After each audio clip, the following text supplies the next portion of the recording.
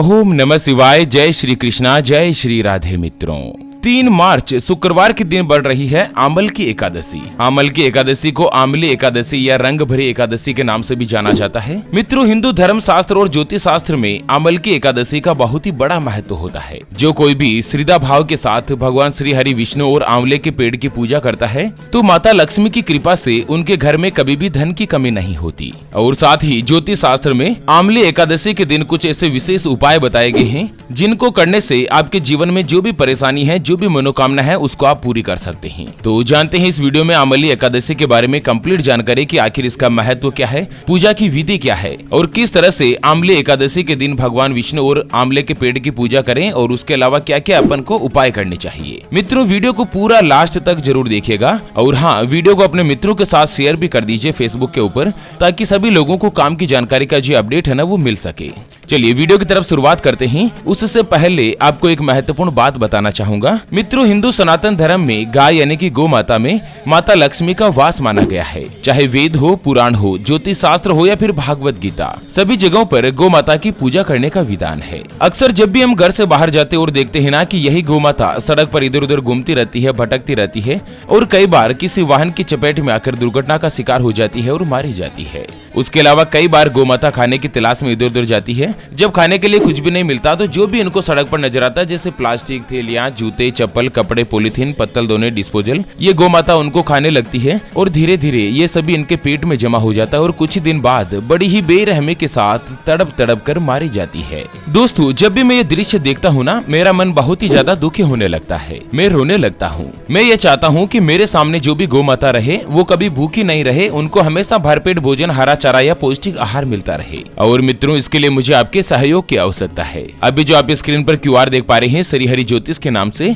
इस पर आप अपनी श्रद्धा अनुसार 11, 21, 51 या 101 रुपए, जो भी मित्रों आप गौ माता के लिए सहयोग करना चाहो, आप इस QR के ऊपर कर सकते हैं। आपका दिया हुआ दान किसी भी गौ माता को 1 दिन, 2 दिन या 5 दिन का भरपेट भोजन, हरा चारा या पौष्टिक आहार दिला सकता है। और बदले में भगवान शनिदेव और माता लक्ष्मी का जो आपको आशीर्वाद मिलेगा, भगवान विष्णु का, वो आपको इसी जीवन में मिलेगा और कई हजार गुना मिलेगा। मित्रों, हर महीने के दोनों पक्षों की एकादशी तिथि को एकादशी का व्रत रखा जाता है। फाल्गुन महीने के जो शुक्ल पक्ष की एकादशी होती है उसको आमल की एकादशी या रंग भरी एकादशी के नाम से जाना जाता है। इस बार आमल की एकादशी 3 मार्च शुक्रवार के दिन पड़ रही है और आमल की एकादशी का व्रत भगवान विष्णु को समर्पित होता है। आमल की का अर्थ है आंवले का पेड़ और इस दिन आंवले के पेड़ की पूजा करने का बहुत ही बड़ा महत्व होता है। आमल की एकादशी के दिन भगवान विष्णु जी की पूजा और आंवला अर्पित करने से विशेष फल की प्राप्ति होती है। चलिए जानते हैं कि आखिर आमल की एकादशी का व्रत किस तरह से किया जाता है और पूजा का शुभ मुहूर्त क्या है, शुभ समय क्या है।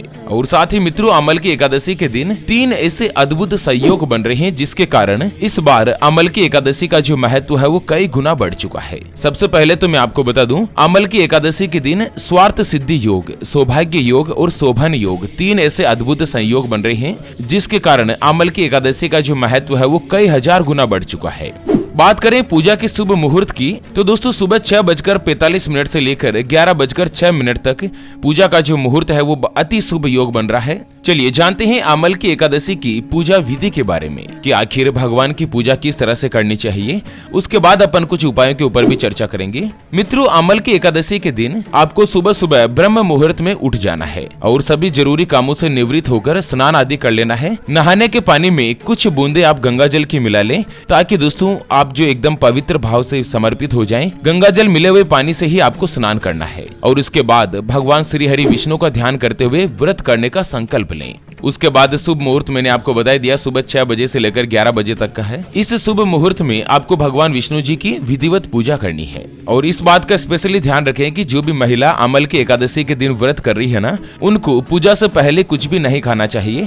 अगर आप व्रत कर रही है तो आहार वगैरह भी नहीं लेना चाहिए, फलाहार जो कुछ भी लेते हैं। तो आमल की एकादशी के दिन विधिवत भगवान विष्णु जी की पूजा करें। इसके लिए भगवान विष्णु को पीला फूल, माला, पीला चंदन और भोग लगाने के साथ ही तुलसी चढ़ाएं और उसके बाद घी का दीपक लगाएं, धूप जलाकर एकादशी व्रत कथा, चालीसा आदि का पाठ करते हुए अंत में भगवान विष्णु जी की विधिवत आरती करें। और एक महत्वपूर्ण चीज मैं आपको बता रहा हूँ कि पूजा के बाद आपको अंत में भूल चूक के लिए माफी जरूर मांगनी चाहिए और दिन भर व्रत रखने के बाद दूसरे दिन शुभ मुहूर्त में आप उसका पारण कर सकते हैं। व्रत का पारण आपको 4 तारीख के दिन ही करना है। मित्रों, ज्योतिष शास्त्र के अनुसार आंवला एकादशी के दिन सुबह सुबह उठकर आपको सभी जरूरी कार्यों से निवृत्त हो जाना है। पानी में कुछ गंगा जल की बूंदे डालकर आपको स्नान करना है। स्नान करने के बाद स्वस्थ वस्त्र पहनने हैं, मेले गंदे या मलिन वस्त्र का धारण नहीं करें। दोस्तों, गंगा जल मिलाकर आप स्नान करेंगे ना तो आपको पवित्र तीर्थ में स्नान करने का जितना ही फल मिलेगा अगर अमल की एकादशी के दिन करते हैं तो। अमल की एकादशी के दिन कोई भी व्यक्ति विधि पूर्वक व्रत करता है और भगवान विष्णु जी की पूजा करता है ना, तो उसके बाद आपके जाने अनजाने में जो भी आपसे पाप हुए हैं उससे आपको मुक्ति मिल जाती है।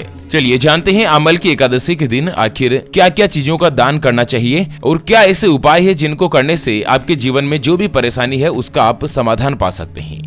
उससे पहले आपको एक महत्वपूर्ण बात बताना चाहूंगा कि जिंदगी में आप कई ऐसे लोगों से मिले होंगे जो बहुत ही ज्यादा मेहनत करते हैं, तो वहीं कुछ लोग आपको ऐसे भी मिले होंगे जो बहुत कम मेहनत करने के बाद भी बहुत ही आगे तक पहुंच जाते हैं। वहीं आप जिंदगी में कुछ ऐसे लोगों से भी मिले होंगे जो बहुत मेहनत करने के बाद भी वो हासिल नहीं कर पाते जिनके वो हकदार होते हैं। मित्रों, यह ग्रहों का खेल नहीं तो और क्या है, और इसी के समाधान के लिए हमारे गुरुजी आप तक लेकर आए हैं आपके अपने जीवन के बारे में व्यक्तिगत यानी कि पर्सनलाइज्ड कुंडली, जिससे आप घर बैठे ये पता लगा सकेंगे कि आपके 9 ग्रह आपके बारे में क्या कहना चाहते हैं, कौन सा ग्रह आपके लिए कमजोर है, क्या आपकी कुंडली यानी कि किस्मत में कोई दोष तो नहीं, अगर दोष है तो वो क्या है और उसका समाधान क्या है, उसके बारे में कंप्लीट जानकारी हम आपको कुंडली रिपोर्ट में बताने जा रहे हैं, जिसको अभी जो आप स्क्रीन पर नंबर देख पा रहे हैं उसके ऊपर व्हाट्सएप पर संपर्क करके आप हमारे ज्योतिष आचार्य गुरुजी से बात कर सकते हैं और अपने भविष्य की कुंडली के बारे में जान सकते हैं। और हाँ मित्रों, कुंडली बनवाना या गुरुजी को कुंडली दिखाना फ्री नहीं होता है, इसके लिए 251 रुपए की दक्षिणा देनी होती है। ऐसे में आप फालतू फोन करके अपना खुद का और गुरुजी का दोनों का समय खराब नहीं करें। अगर आपकी कोई भी समस्या है जिसका आप समाधान चाहते हैं, जैसे कि आपके परिवार के सदस्यों में आपस में बनती नहीं है, पति पत्नी के बीच लगातार लड़ाई झगड़ा बना रहता है,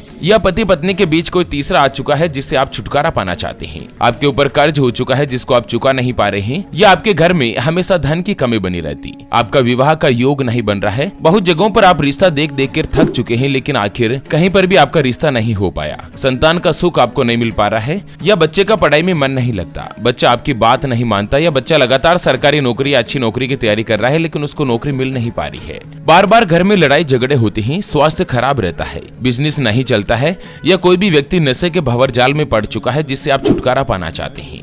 अगर कोई भी समस्या है तो गुरुजी से आप कुंडली बनाकर उसका समाधान पा सकते हैं मात्र 251 रुपए की दक्षिणा देकर। चलिए जानते हैं कि आंवली एकादशी के दिन ऐसे क्या कुछ उपाय है जिनको करने से आपके जीवन में जो भी परेशानी है उसका आपको समाधान मिल जाता है। दोस्तों, यदि कोई भी व्यक्ति आर्थिक संकट से जूझ रहा है, घर में धन की कमी बन रही है, तो उसको आंवली एकादशी के दिन व्रत करना चाहिए और इस दिन भगवान शिव को जल जरूर चढ़ाएं और भगवान शिव को गुलाल और चंदन अर्पित करें और इसके बाद बेल पत्र चढ़ाएं। भगवान शिव के समक्ष प्रार्थना करें जिससे भगवान शिव का आशीर्वाद आपको मिलता है और आपके जीवन में जो भी आर्थिक संकट आ रहे हैं उससे आपको छुटकारा मिल जाता है।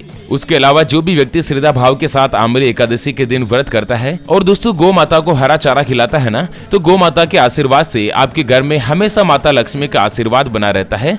लक्ष्मी जी की कृपा से घर में कभी भी धन की कमी नहीं आती। उसके अलावा ऐसा भी कहा जाता है कि आपके विवाह में, आपके शादी समारोह में कोई भी बाधा आ रही है, संबंध नहीं हो पा रहा है, तो उन बाधाओं को दूर करने के लिए आंवली एकादशी यानी कि रंग भरी एकादशी के दिन सूर्यास्त के बाद भगवान शिव और माता पार्वती का पूजन करें और उनको अबीर अर्पित करें। इससे विवाह में जो भी बाधाएं आ रही है वो दूर होती है और दाम्पत्य जीवन में भी खुशहाली आती है। आंवली एकादशी को मध्य रात्रि में भगवान शिव का पूजन किया जाता है और भगवान शिव को बेलपत्र अर्पित किए जाते हैं। भगवान शिव को लाल, पीला और सफेद रंग का अबीर जरूर अर्पित करें और उसके बाद ओम होम जूहू सह इस मंत्र का 11 बार जाप करें। इससे आपके जीवन में जो भी परेशानी आ रही है भगवान शिव और माता पार्वती के आशीर्वाद से वह सभी दूर हो जाएगी। उसके अलावा आंवली एकादशी के दिन आंवले की पेड़ की पूजा करने का भी विशेष रूप से महत्व होता है। आंवले के जो वृक्ष होते हैं, आंवला का पेड़ होता है, उसकी पूजा करने से पहले आपको वृक्ष के पास जाकर चारों तरफ से भूमि को अच्छे से साफ करना है और मिट्टी के ऊपर गोबर का लेप करना है। अब पेड़ की जड़ में एक वेदी बनाकर उसके ऊपर कलश स्थापित करें और सभी देवगण तीर्थ और सागर के जल को कलश में आमंत्रित करें। इसके बाद कलश के ऊपर 5 आंवले के पत्ते रखें और संभव हो तो कलश पर चंदन का लेप भी करें। साथ ही कलश को लाल या पीले रंग के साफ और कोरे कपड़े से ढक दें। फिर कलश के ऊपर श्री हरि विष्णु के छठे अवतार परशुराम जी की मूर्ति स्थापित करें और दीपक जलाकर विधि विधान से पूजा करें। अगर मूर्ति नहीं है तो आप तस्वीर वगैरह भी रख सकते हैं। अगर आंवले के वृक्ष के पास जाकर पूजा करना संभव नहीं है तो घर पर ही आंवले के वृक्ष की एक टहनी लाइए और घर पर ही उत्तर पूर्व दिशा में अपना मुख करके ठीक उसी प्रकार से विधि विधान से पूजा करें जिससे मैंने आपको पेड़ की पूजा करने के बारे में बताया। इस तरह पूजा करने के बाद अगले दिन यानी कि द्वादशी के दिन सुबह किसी भी गरीब ब्राह्मण को भोजन करवाएं या गौ माता को हरा चारा खिलाकर व्रत का पारण करें और परशुराम जी की मूर्ति और कलश जो है उनको ब्राह्मण को भेंट कर दें। इसके पश्चात आप व्रत का पारण करें और अन्न जल ग्रहण करें। अगर आप विधि विधान से ऐसी पूजा करेंगे ना तो जीवन में कभी भी संकट नहीं आएंगे। हमेशा जो भी आपके दोष है ना उनका समाधान माता लक्ष्मी भगवान विष्णु की कृपा से पूरा होता हुआ जाएगा। ओके मित्रों, तो इसी के साथ इस वीडियो को फिलहाल के लिए यहीं पर देते हैं विराम। फिर से होंगे हाजिर एक और नई और काम की जानकारी के साथ। तब तक के लिए ओम नमः शिवाय। जय श्री कृष्णा, जय श्री हरि विष्णु। मित्रों।